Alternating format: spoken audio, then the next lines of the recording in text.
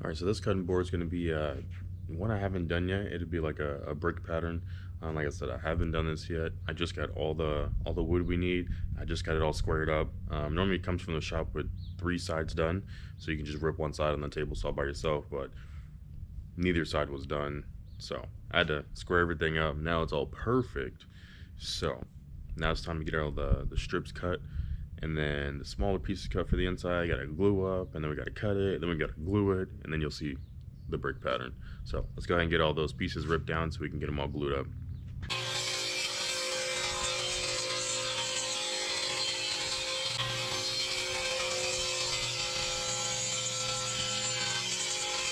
All right, half an inch was gonna be too big with the cherry. So instead of half an inch, we're gonna go with a quarter inch, or it's like a 5/16. Anyway, it's like a quarter inch, give or take.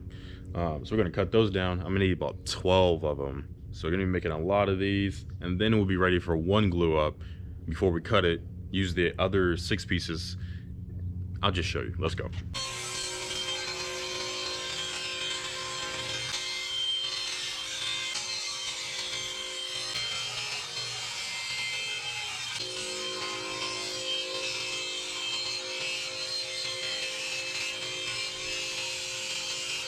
Let me show you real quick how this is gonna look for the first one, because remember, after this is glued up, it's gonna have to get cut again and re-glued. I'll show you what I mean in a minute.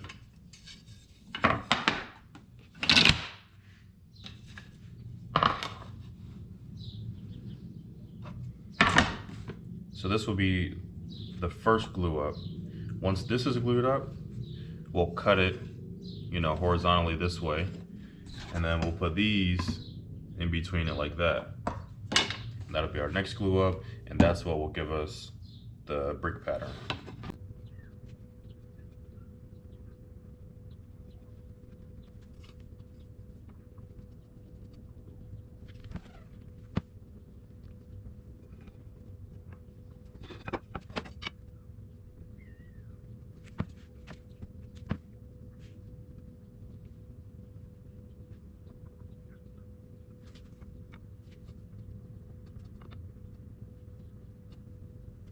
I was gonna rip this, down this way to make my strips, and then I realized that normally you make one side fatter than the other side, so that when you flip it, they're offset. Well, I didn't do that, so I'm gonna rip this side down in half just because it has a knot on it. So I'll rip this side down halfway. That way, this side here will be, twice the size of this one. So once we get the strips cut, you flip it, it'll be offset, and then we'll get the brick pattern. So let's go ahead and rip this side down a little bit, and then we'll start making our cross cuts.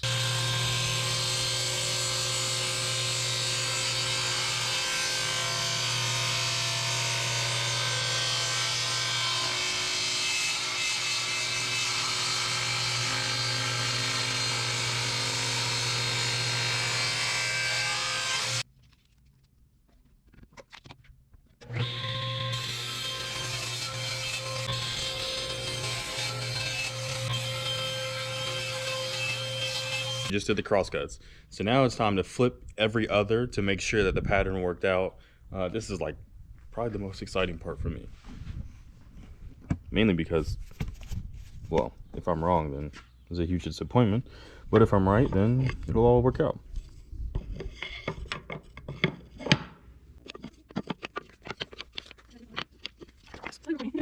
No.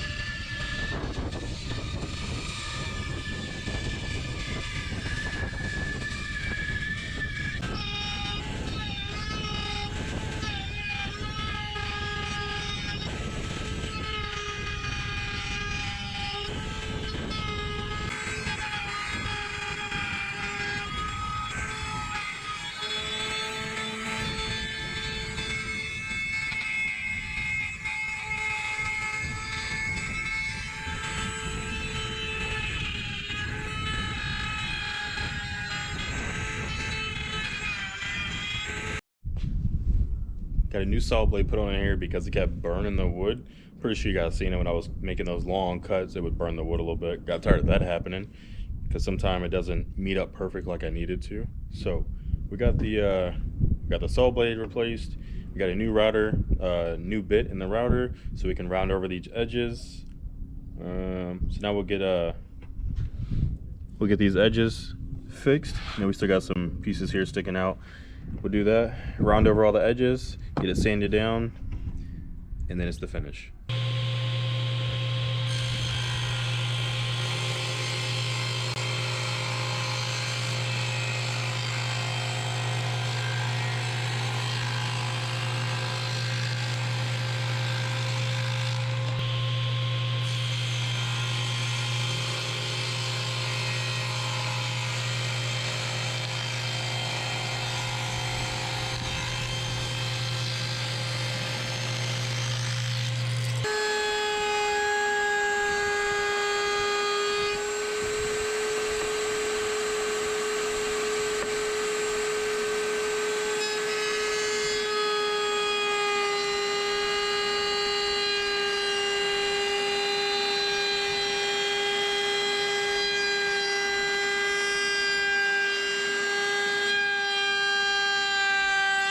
When I had the router, you know, getting the whole shape out, this piece right here chipped out. So what I'm going to try to do is make some of this with this sawdust to fill this in, and then I'll be able to round it off, I hope.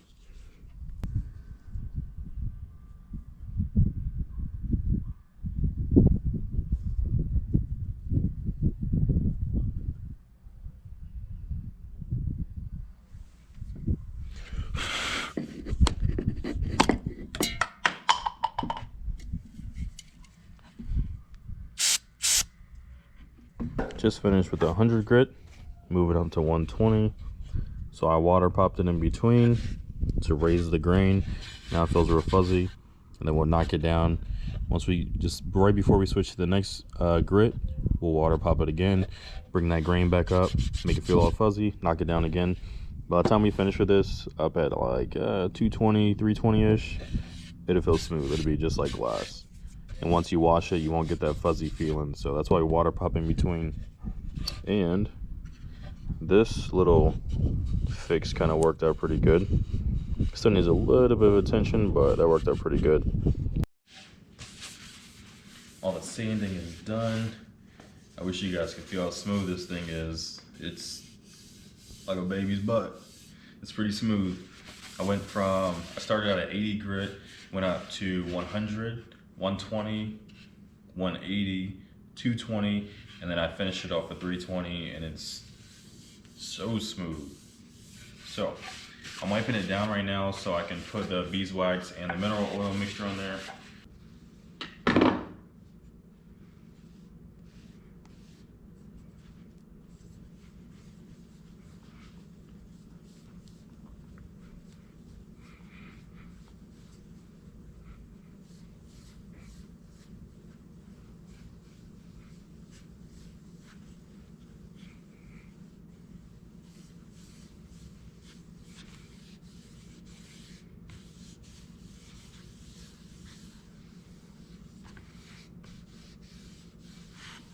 This is definitely my favorite part.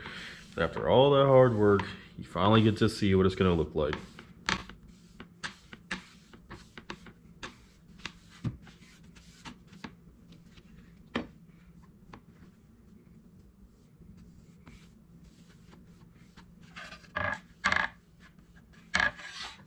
With this one, I didn't route both sides. I left this side completely like flat, and I just rounded over just this one side. It kind of gives it like a, I don't know, like a this side up type deal.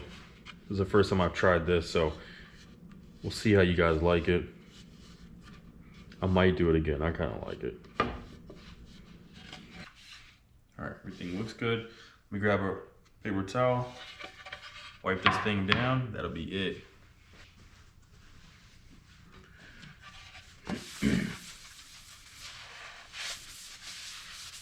And then what I normally do is once this sets for like a day or so, I'll wash it, and then I'll reapply this stuff. before it goes out to anybody. So by the time you guys get it, it's already been washed once and then refinished, just to make sure. I don't know what I'm making sure, but just to make sure. If it's gonna feel fuzzy after it gets washed the first time, I wanna take care of it. That's what we're making sure of.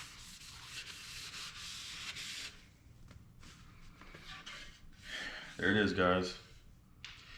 I guess these don't exactly look like bricks. I made them a little too symmetrical. They should have been longer. This shot should have been skinnier, but first time for this pattern, I think it came out pretty cool.